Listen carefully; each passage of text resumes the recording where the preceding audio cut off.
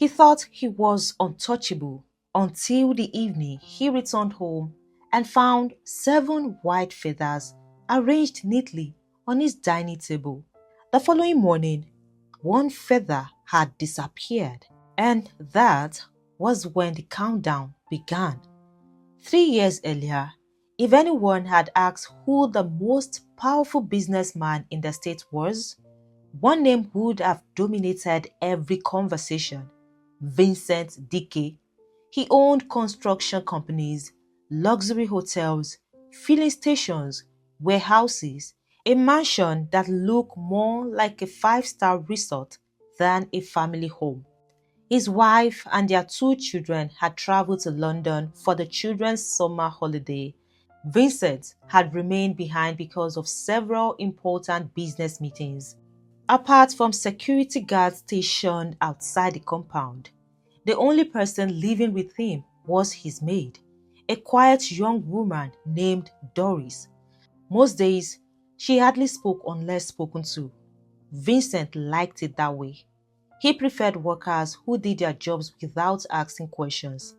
That Thursday evening had started like every other day. He stepped out of his black SUV while speaking on the phone about a new government contract worth billions. The conversation ended with laughter. "Don't worry," he told the man on the other end.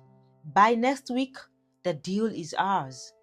He slipped the phone into his pocket and walked confidently into the house. Normally, the aroma of freshly prepared food greeted him before he reached the dining room. Not that evening. The house was unusually quiet. No sound from the kitchen, no television, no footsteps. He frowned. "Doris?" he called. Silence, assuming she was upstairs. He loosened his tie and headed towards the dining room. Then he stopped. Right in the center of the polished dining table lay 7 perfectly white feathers, neatly arranged, equally spaced, almost beautiful, yet terrifying. Vincent remained rooted to the spot. His eyes swept across the room. Nothing else looked disturbed. The doors were still locked. The windows remained shut. Only those feathers didn't belong. He moved closer but stopped himself before reaching the table. His grandmother's stories from childhood suddenly flooded his memory. Stories about strange objects left at people's doorsteps. Stories of mysterious warnings. Stories that always ended in tragedy. He quickly shook his head. "Nonsense," he muttered. "I am too educated for this." Yet, his hands were trembling. He looked around once more. Only Doris could have entered his dining room. No one else. He immediately pulled out his phone and called her. The network responded immediately. "The number you're trying to reach is currently unavailable." He frowned. He dialed again. Unavailable. He switched to WhatsApp. Only one tick. He tried sending a text message. Nothing. For the first time since building the mansion, Vincent felt uncomfortable inside his own home. He thought about sweeping the feathers into the trash, but something stopped him. What if touching them triggered whatever they represented? What if they were part of some dangerous ritual? He wasn't a superstitious man, at least. That's what he always told himself. Still, he couldn't bring himself to touch them. Instead, he instructed the security guard to search every room in the house. The guard returned 20 minutes later. "Sir, everything is normal." Vincent nodded without saying much. That night, he couldn't sleep. Every little sound made him sit upright. Even the ticking of the wall clock seemed unusually loud. Several times, he got out of bed and walked quietly to the dining room. The feathers remained exactly where he had left them. 7, still arranged in perfect order. At exactly 7 the following morning, he walked downstairs again. The moment he entered the dining room, his heart almost stopped. There were only 6 feathers. He blinked repeatedly. No!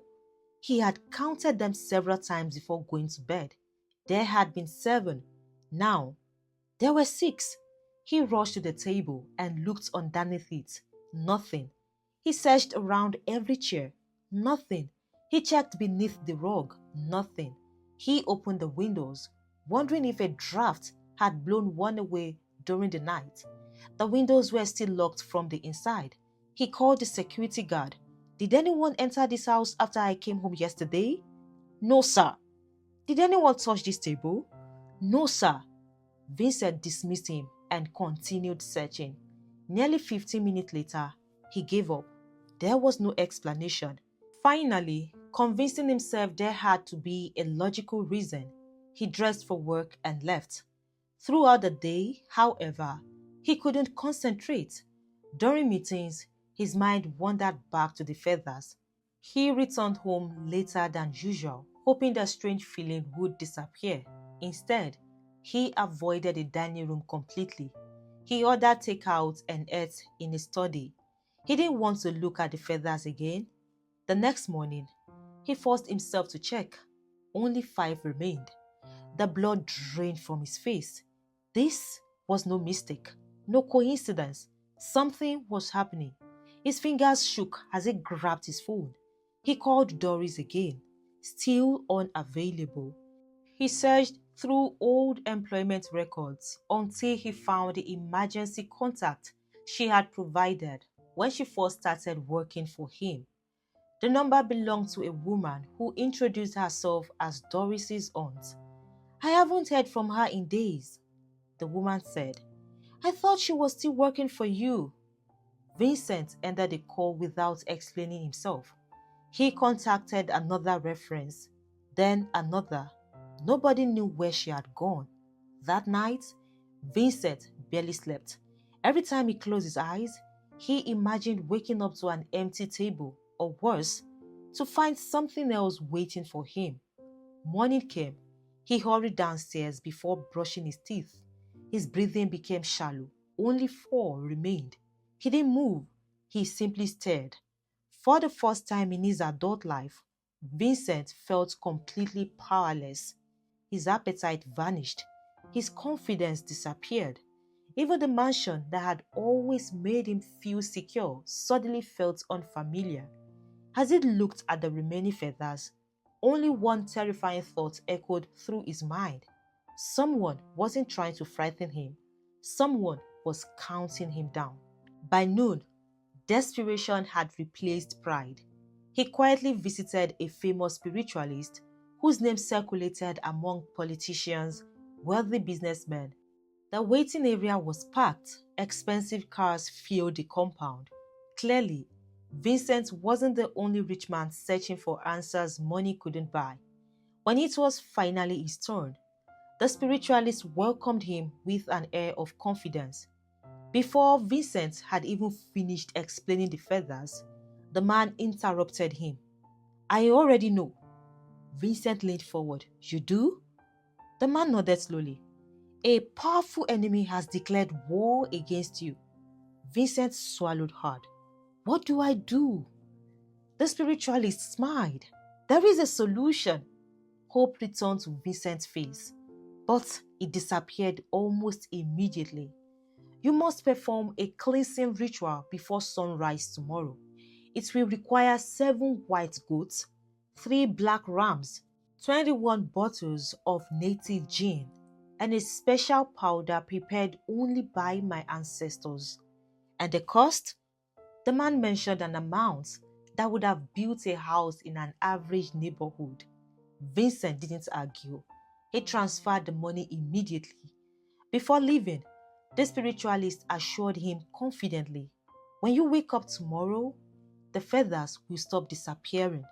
That promise gave Vincent enough peace to sleep for a few hours that night. Before sunrise, he hurried downstairs. His eyes went straight to the table. His heart sank. 3 feathers. Another one had disappeared. His knees almost gave way. The ritual had changed nothing. Anger replaced fear. He called the spiritualist immediately. The number was switched off. He sent messages. No reply. Vincent didn't waste time mourning the lost money. He simply searched for another solution. The second spiritualist claimed the first had performed the wrong ritual. The forces after you are ancient, he declared.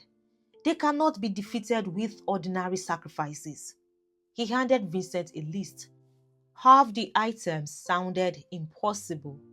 The nail of a living elephant, ashes from a tree struck by lightning exactly 7 times, water collected from the center of a river at midnight during a new moon. Vincent stared at the list. How am I supposed to get these things? The man smiled calmly. My assistant can source everything. For how much? Again, millions disappeared from Vincent's account. Hours later, they returned with sealed calabashes, strange-looking powders, dried leaves, an object Vincent couldn't even identify. The ritual lasted most of the night. The spiritualists danced, chanted, burned herbs, sprinkled liquids around Vincent. Finally, he declared triumphantly, "It is finished." Vincent wanted desperately to believe him. The next morning, he rushed downstairs before even washing his face. His chest tightened. Only 2 feathers remained. For several seconds, he couldn't breathe. The expensive rituals, the sacrifices, the millions he had spent, none of them had stopped the countdown. Now the fear became unbearable. Every glance at the feathers reminded him that time was running out.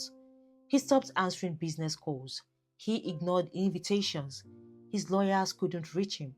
His directors began making decisions without him. Inside the mansion, he looked like a completely different man.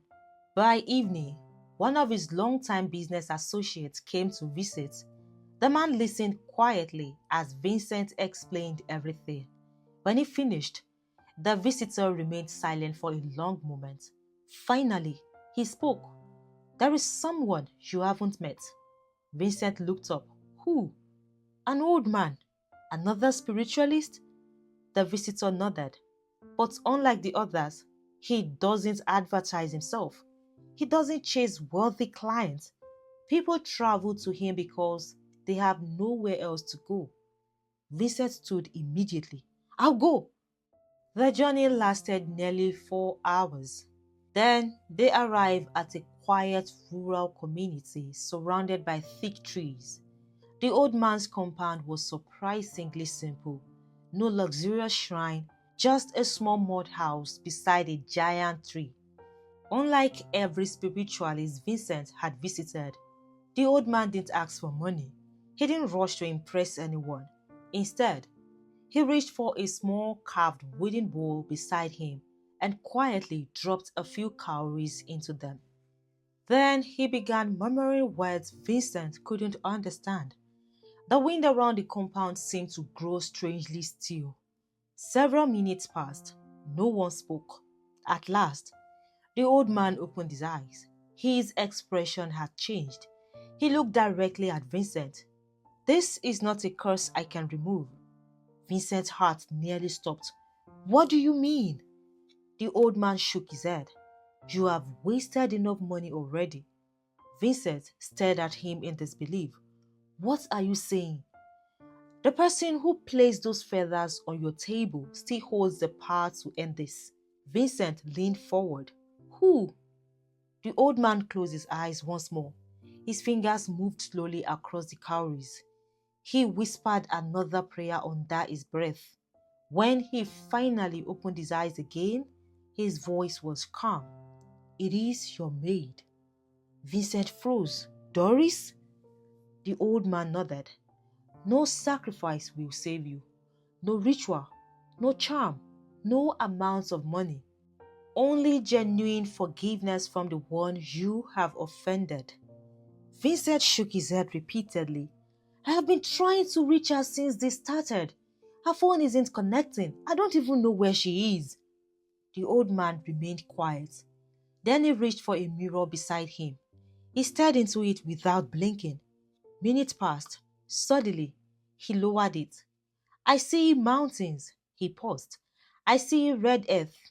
I see smoke rising from firewood. Then it looked directly at Vincent. She has gone back to her village. There is almost no network there. That is why every call has failed. Vincent's voice trembled. Please, can you take me there? The old man studied him carefully. If your heart is truly seeking forgiveness, I will. Without another word, the old man stood, picked up his walking staff, and began preparing for the journey. For Vincent, there was no longer any choice. The journey lasted almost 6 hours. Vincent had never traveled this deep into the countryside. His expensive SUV could go no further. The rest of the journey had to be completed on foot. The elderly spiritualist walked ahead confidently, leaning on his wooden staff as though he had known the path all his life. After nearly 15 minutes of walking, the old man suddenly stopped.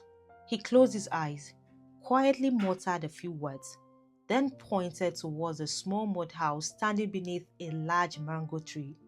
We are here. Vincent looked around. The spiritualist led Vincent around the back. There, beside a firewood stove, sat a young woman stirring a pot. She looked up at the sound of approaching footsteps. The spoon slipped from her hand. Sir, it was Doris. For several seconds, nobody spoke. Shock spread across her face. How had he found her? She had deliberately returned to a village where mobile network was almost non-existent. She had wanted to disappear completely until the seventh day had passed. Yet somehow, he was standing before her. The moment Vincent saw her, his legs gave way. He dropped to his knees. Please, his voice cracked. Please forgive me. Doris's expression immediately hardened. She took 2 steps backward. No! The spiritualist stepped forward gently. My daughter. She raised her hand to stop him. Please, don't call me your daughter. The old man fell silent. Vincent remained on his knees. I don't even know what I have done to deserve this. At those words, Doris laughed. It wasn't laughter born of amusement. It was the bitter laughter of someone carrying years of pain. You don't know? Her eyes filled with tears. You truly don't know. Vincent slowly shook his head. She stared at him for a long moment before speaking again. My father worked for you. Vincent frowned. She continued. He guarded your house. He opened your gates every morning. He locked it every night. He served you faithfully for over 15 years. Recognition slowly appeared on Vincent's face. The security guard, yes, my father. The memories came flooding back. Many years earlier, one terrible night, armed robbers had invaded Vincent's mansion. They broke through the compound, tied up the domestic staff, and emptied his safe. They escaped with lots of money, expensive jewelry, and confidential business documents. Vincent had been furious. Someone had to pay. And in his anger, his suspicion fell on his security guard. If he wasn't involved, how did they get inside? Vincent had argued back then. The police investigated, but they found nothing linking the man to the robbery. Still, Vincent refused to believe he was innocent. Using his wealth and influence, he pressured the authorities until the security guard was arrested. Unable to hire a lawyer, unable to defend himself, the man remained in detention without trial. Months turned into years. The prison conditions destroyed his health. He developed a serious illness. Before his case could ever reach a courtroom, he died inside his cell. Doris wiped away a tear. My father kept saying he was innocent. No one listened. He begged. No one believed him. He died wearing the label of a criminal. Her voice broke. My mother died of heartbreak not long after. Vincent lowered his head. For the first time in years, He remembered the man's face, his quiet loyalty, his humble greetings every morning, and suddenly, the certainty he had once felt began to crumble. Doris continued, I buried both of my parents because of one decision you made. The compound fell silent. Even the birds seemed to stop singing. After a long pause, Doris spoke again. I promised myself you would one day feel exactly what my father felt: fear, helplessness, waiting for death. So I came looking for you. She explained that after years of struggling in the village, she moved to the city. When she learned that Vincent was searching for a living maid, she applied for the job under a different address and carefully concealed her connection to the former security guard. By what she believed was fate, she was hired. For months, she worked quietly inside the mansion. She cooked, she cleaned, she earned Vincent's trust, but revenge never left her heart.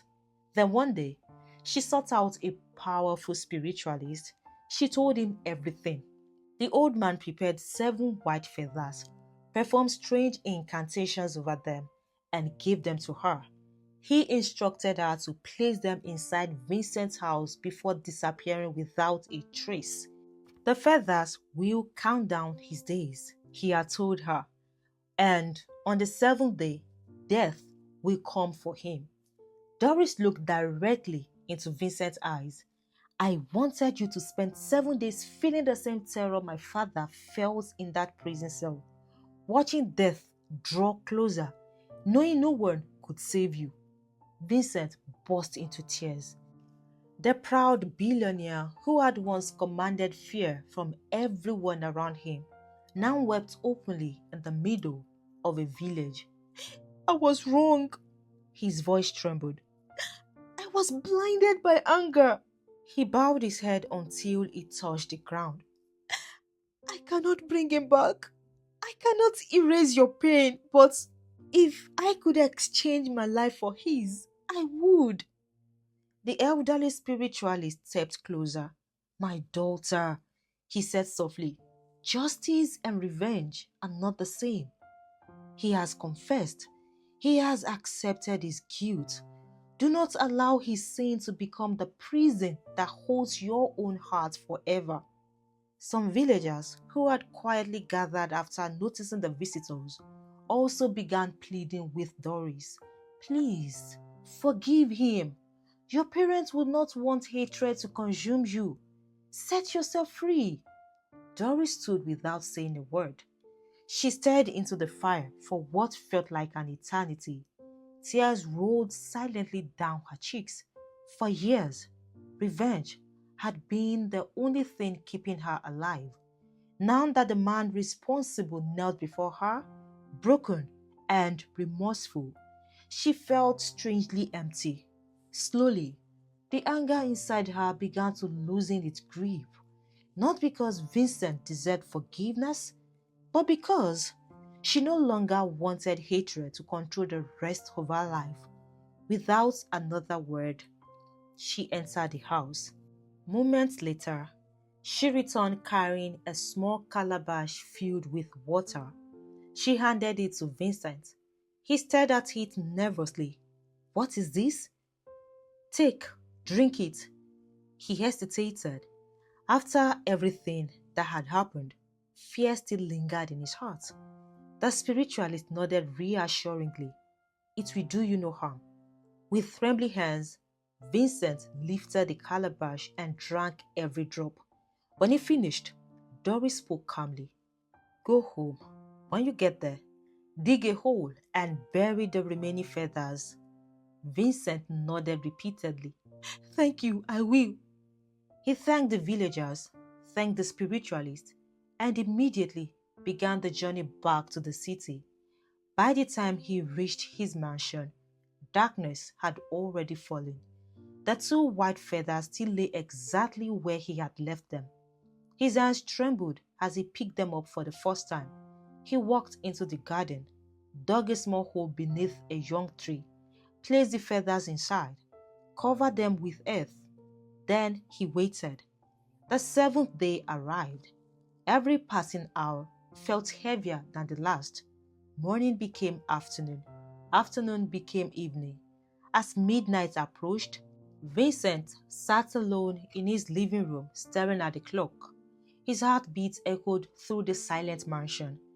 12 o'clock came, then passed. Nothing happened. He was still alive. Vincent closed his eyes and burst into tears.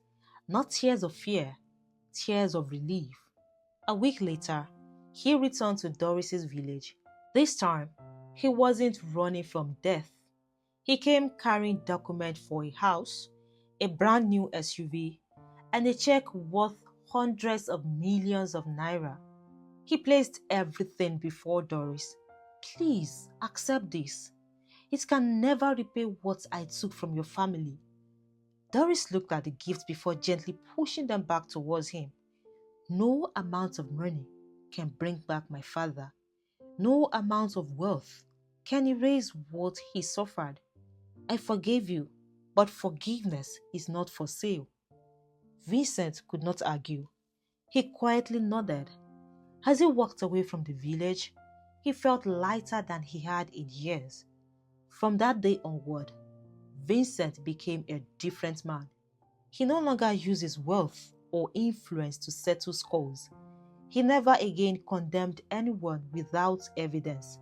Whenever anger tempted him to judge too quickly, he remembered 7 white feathers lying silently on a dining table because he had learned a lesson that no amount of money could ever teach him. Power without justice eventually becomes its own curse. I hope you enjoyed this story. Please give it a like, share with your friends and your loved ones. I'll see you in the next one. Goodbye.